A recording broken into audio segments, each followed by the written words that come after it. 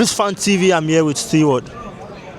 We were here ranting last week, hoping that something is going to change, because I do believe that a lot of these guys are seeing what we're doing. Mm-hmm. They're hearing the voice of the fan. I think so. But we lost again tonight. Though. I think the problem is, like, we can come on here and say the same things every single week. Today was the day of the protest, and I think it speaks volumes about the fact that there needs to be a protest about the way the things are going at this club. It's really like disheartening to just come to Chelsea and watch the football at the minute. The football's terrible. And it's not all down to Liam Rosenior. Last time I came on here, I was really critical of Liam Rosenior. Today, I'm like, the blame has to be shared equally.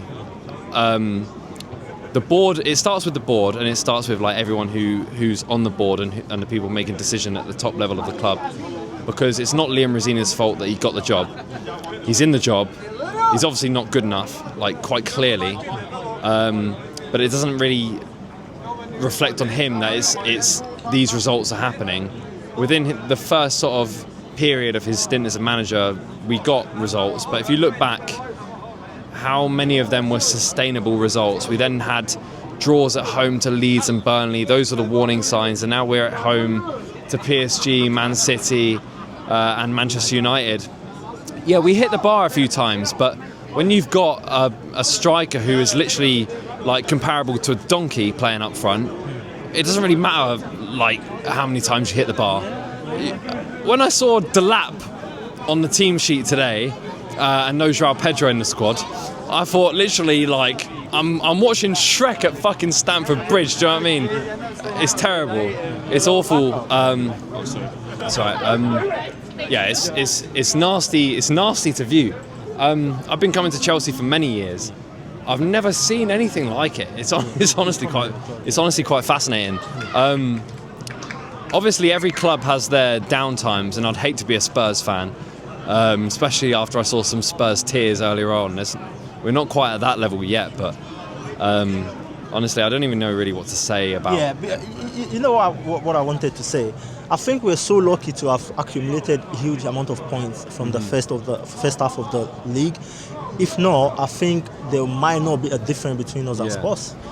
To be fair, we accumulated a few points with a great run with Rosenior's first initial fixtures in the Premier League. I think it started with an FA Cup 5-1 win away and a 2-0 win at home at Stamford Bridge, an unconvincing one at that. And then we had a few like close ones, and it's difficult to know where the patterns of play are. I just we've had a few times now where we've seen managers change in the middle of a season and they make an impact. The impact is we've seen Thomas Tuchel, for example, come in at a Chelsea side which was 9th in the table, bring them up to 4th and win a Champions League. We know that the model of Chelsea supports managerial change mid-season. So you see Igbali coming out saying our philosophy now is no managerial change mid-season, despite having changed the manager mid-season. You look at the root cause of the managerial change. Maresca's exit wasn't due to necessarily the board. It was due to him thinking, right, I've been promised a centre-back and a goalkeeper, and instead I've got fucking Garnacho and Gittins. Let's talk about Garnacho. What a horrendous display today. He was nervous. Esteval went off. Garnacho came on. I wasn't really sure what he tried to do at any point during the game. Really unsettling to know that is a member of our squad. If they're not playing a high line, which is like in their half, we saw Garnacho be effective against Villa. But against teams that want to defend and want to make a work rate, it doesn't work. If there's no space, a player like Garnacho is simply ineffective. So where does it leave us? What if you look at our bench today? Where were the options? And you have to look like at a squad building point of view. What have the sporting directors brought to the club for a plan B? I looked at Maresca and I thought this is a fantastic plan A manager. Didn't necessarily have a plan B. We're now looking at a manager which doesn't have a plan A. I initially thought that his plan B was good, but now I don't think so, because we have succumbed to quite a few negative results at Stamford Bridge lately. But now there's not even a plan A anymore. The players have clearly reacted negatively. There's no actual structure within the higher ups at the club, and that does trickle down within the squad.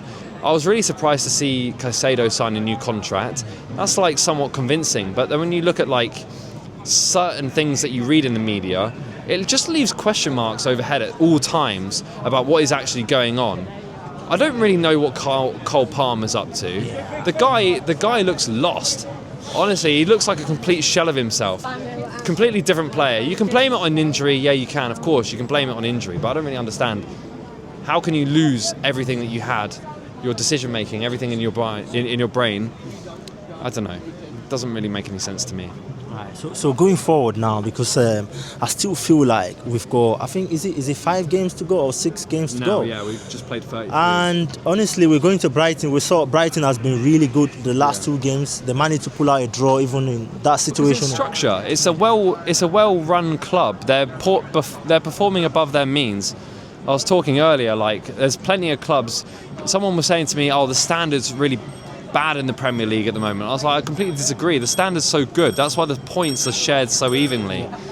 The team that at the top can be beaten by the team at the bottom, even if you're Wolves. So how do you stand out in that particular condition? Well, with a good structure, a good plan, and an idea of how you're going to break down a team in any condition. When we played at Villa away, we won 4-1. And I thought that they were really naive that game. They played a really high line, and we just got in behind them, and we were at times vulnerable against them. But we scored more goals than they did. But the warning signs were there about like poor defensive moments and player mistakes. I remember, if you think about like players like Rudiger in the season where Thomas Tuchel took over, we had Rudiger and we thought, oh, this guy's so error prone. This guy can't like do anything. He's not a steady defender. And then Tuchel comes in and there's a different mentality. Very, very different. It's a different mentality, and it's clearly something that's going on in the background where it emboldens the players a little bit. It gives them a bit more belief in themselves, and those mistakes suddenly stop. With Rosenior, I'm like, all the players are making mistakes all the time. Whether it's a frontline player who's misplacing a pass, or it's a defensive line player who's unable to do a really basic movement which can keep the ball in our possession or can keep the ball away from our box. Those things don't happen anymore. And you have to think, where does that come from? And as a resolution to this, I think like towards the end of the season, we've changed manager many times. I think the nail was put in Rosenior's coffin a little while ago, but this United team had about 4 or 5 shots at Stamford Bridge today. I think 1 or 2 on target. That's enough to undo Chelsea. You don't need much. You don't need much to beat Chelsea. Thomas Tuchel's famous quote, "We're going to be a team that's hard to beat." He kept 30-something clean sheets in 50 games. We've kept a clean sheet against Port Vale. Other than that, we're not scoring at home. We're not putting ball into the net of the other team at home, let alone away. I'm going to be at Brighton on Tuesday. I'm going to make my way down there. Definitely see you there. Yeah, I'll see you there. What am I going for? I don't know. I'll support this club to the day I die, but the ultimate thing is like, it's really difficult to do. It's really unenjoyable at the moment. Awesome. Thank you so much, Mark. I really